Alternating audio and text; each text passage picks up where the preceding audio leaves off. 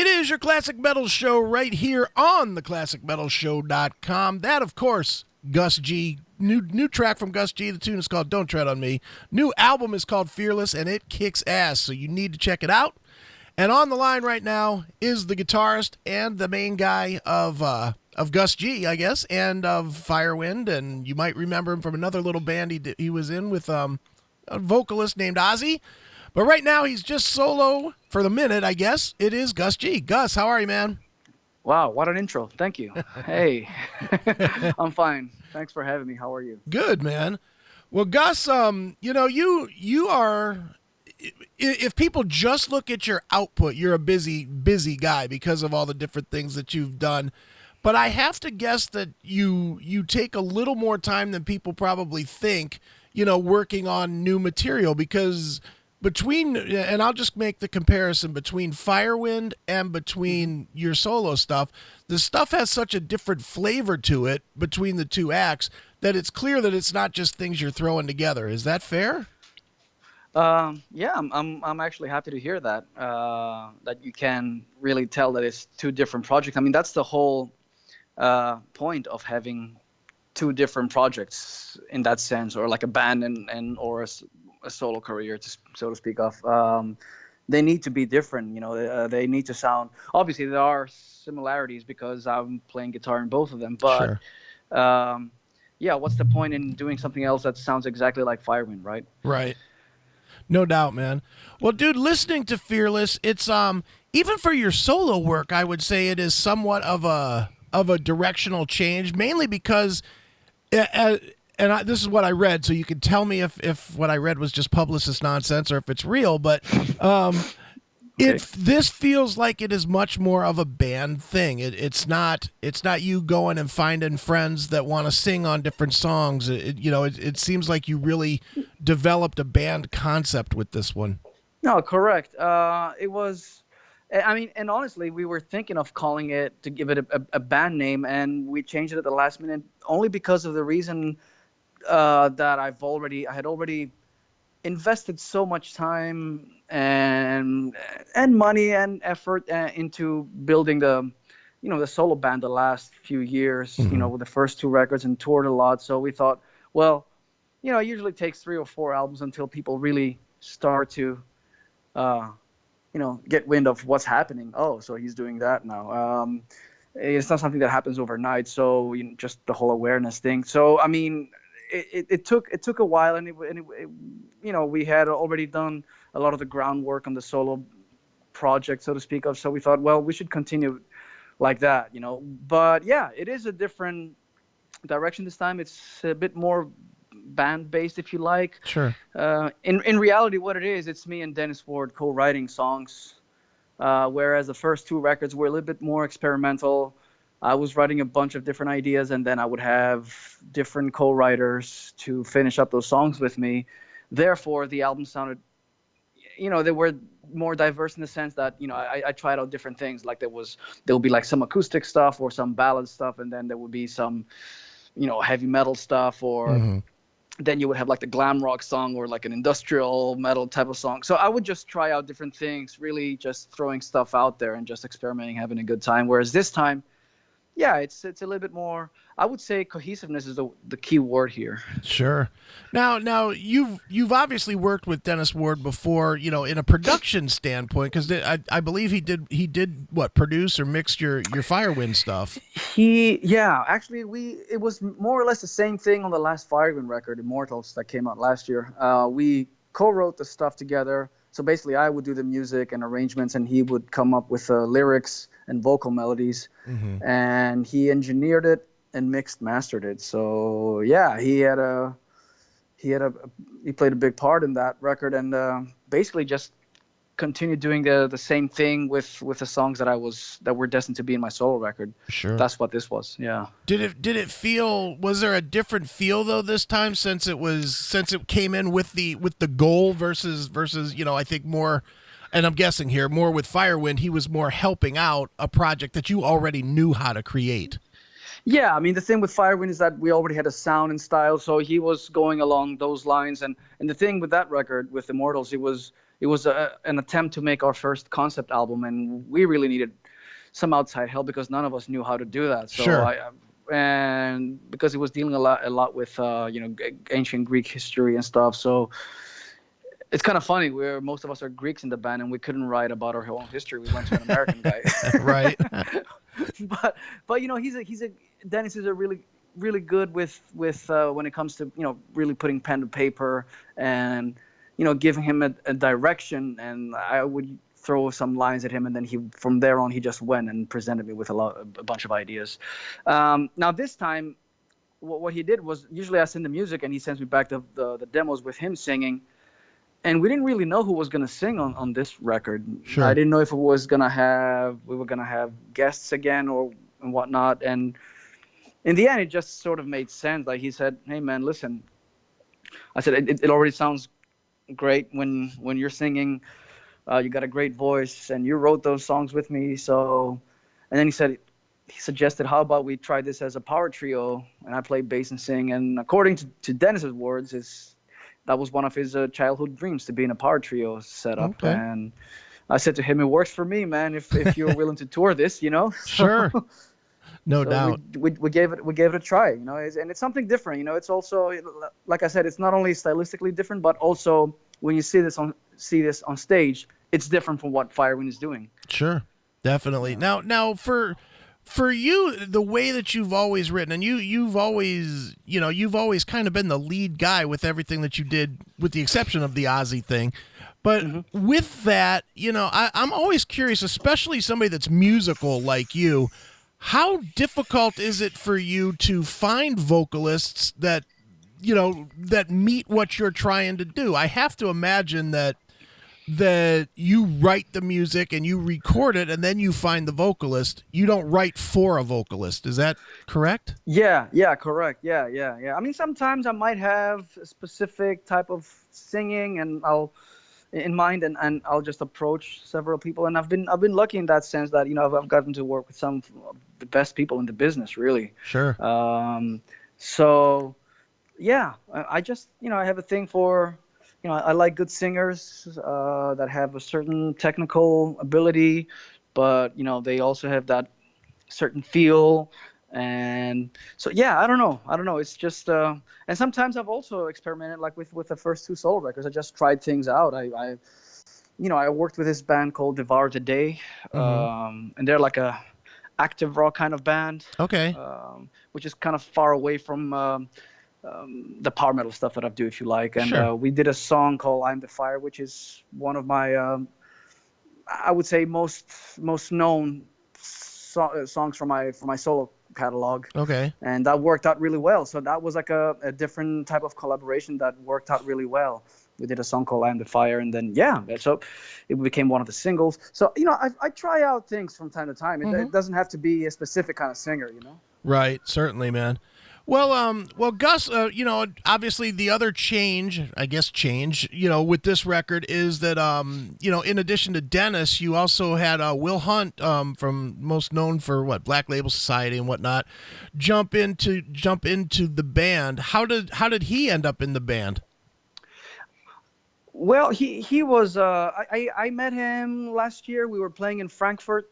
I was touring with Steve Stevens. I was opening up his shows in Europe, and Sure. he was at the Frankfurt Music Messe, which is like the European kind of NAMM convention type of thing. And that happens in Frankfurt in April. And we met there last April. He was doing some clinics, and we did a show there. And we were staying at the same hotel, so we just met at the hotel bar that night and just basically just hung out, had a couple of beers, and then just shared tour stories, basically. Okay. And I mean, he's a hell of a drummer. He's one of the best, and I always loved his playing. And yeah, we just started talking, and then exchanged contacts, and then I don't know. I after walking away from that, I took that as a good sign. As I said, well, maybe Will would be interested in playing on this album. So I reached out and asked him, and it seemed that the timing worked out, and we flew him over to Germany a few months later, and he laid down the drum tracks on this album. No doubt. Now, how is it? You've obviously worked with other drummers before, and as well, and how was it working with Will as far as finding, that groove for the bottom end? Did it just kind of formulate right away? Yeah, yeah. I mean, he was when I heard him play. I mean, when I hear him play, I knew like he was exactly that type of drummer that this record needed. So I knew what I was getting at. But then, when he came to the studio, he was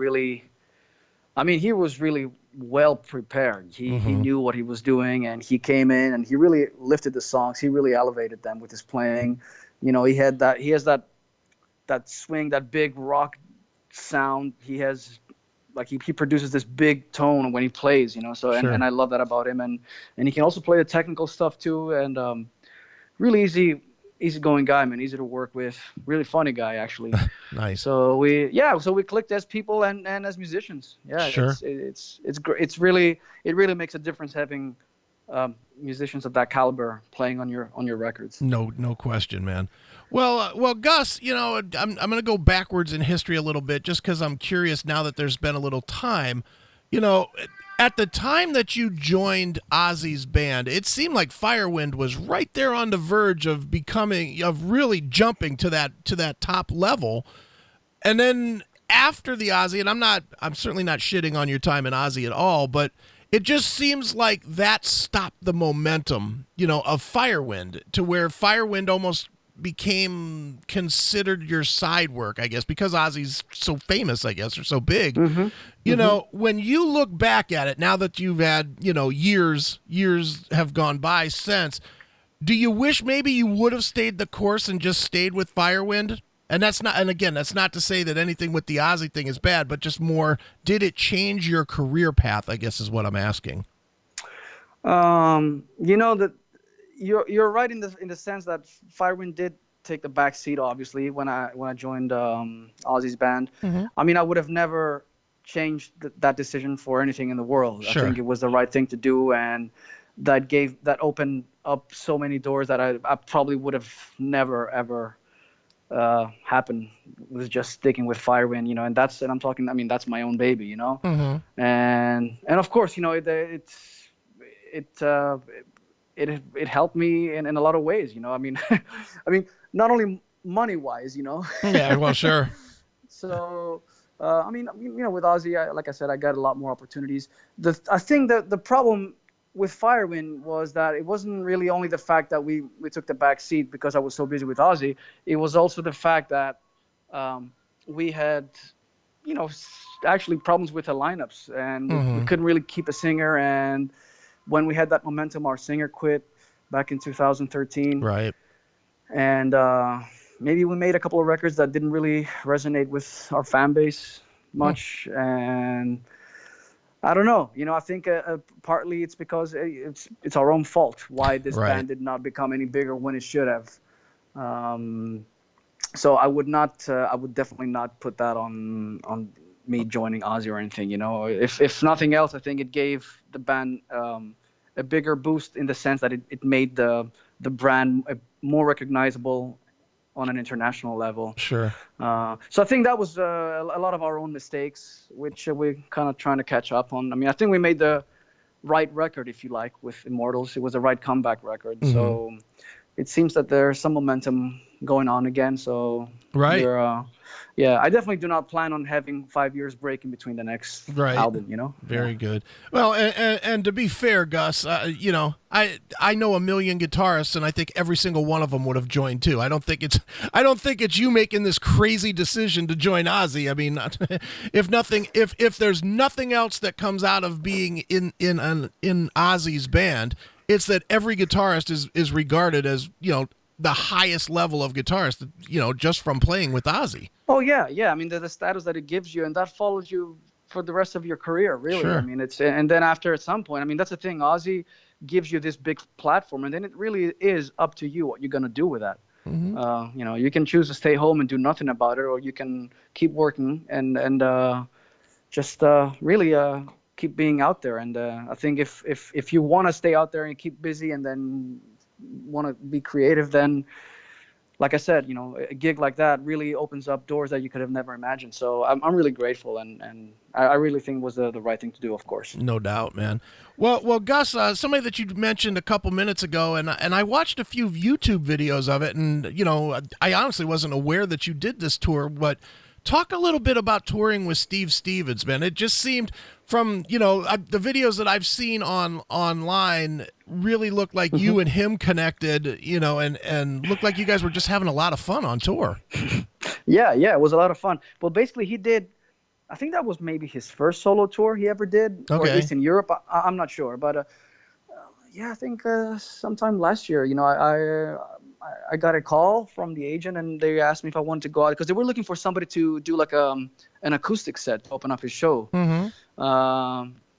And sometimes I do these acoustic sets. So I'm not, it's not my forte. I'm mainly an electric player, but sure.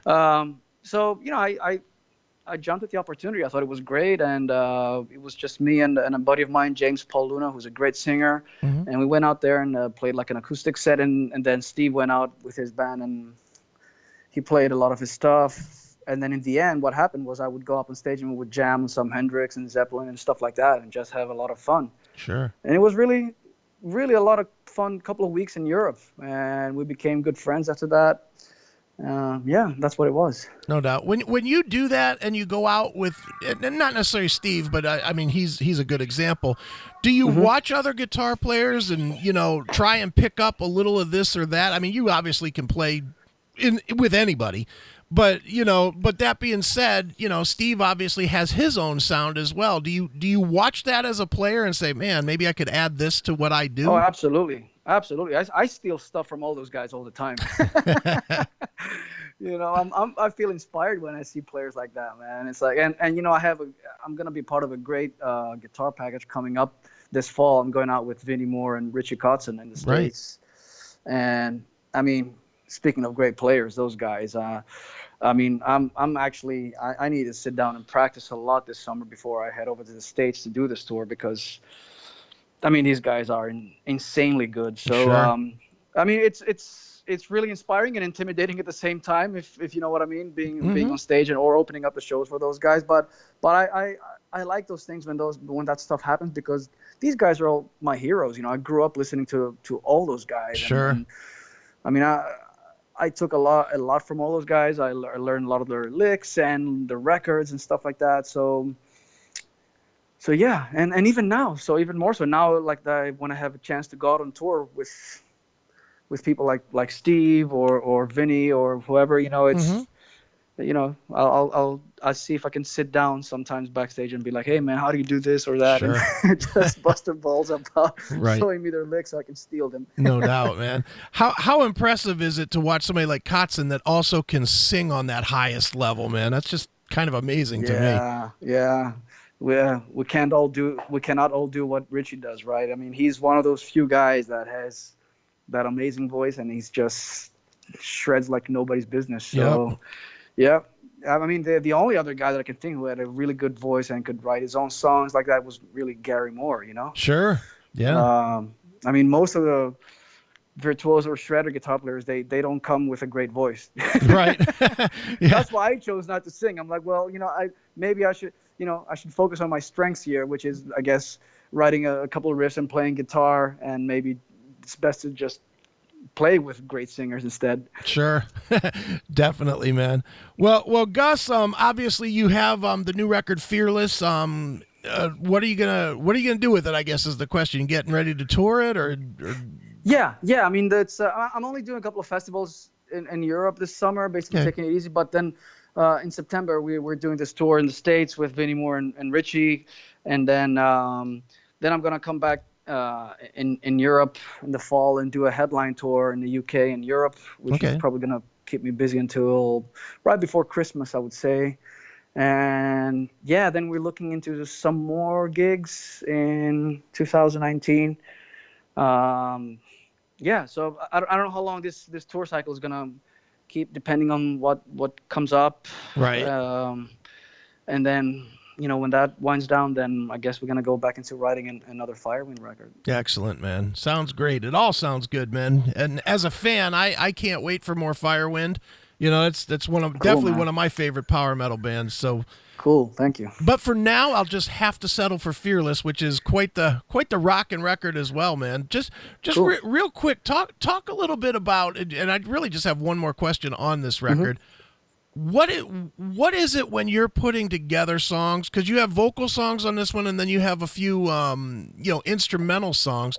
Yeah. What is it that you hear that tells you to add vocals versus to let the guitar kind of be the vocalist?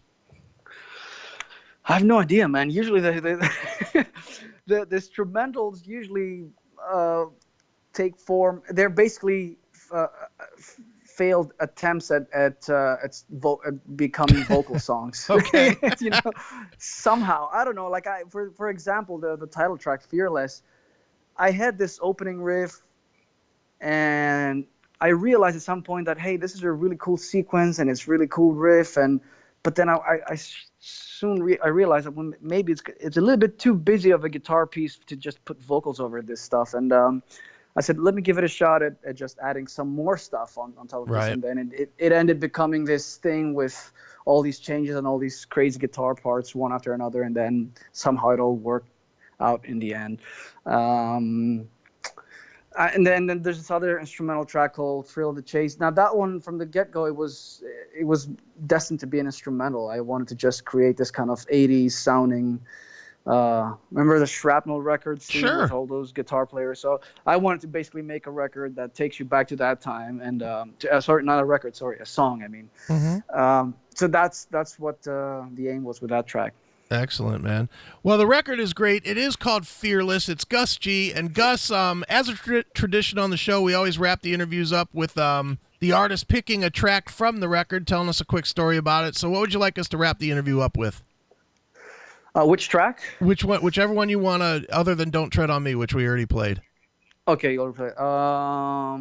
Good question. I don't know. Maybe we can play "Letting Go," which is the opening track of the record, and I think it was the first single as well. And yeah, I think it's a kick-ass metal track. Um, it's actually one of the first couple of songs that we wrote together with Dennis, Okay. and it has a little bit more of a modern metal vibe to it. And yeah, I don't know. Check it out. All right. Well, let's do it right now. This is "Letting Go." It's brand new Gus G right here on your classic metal show.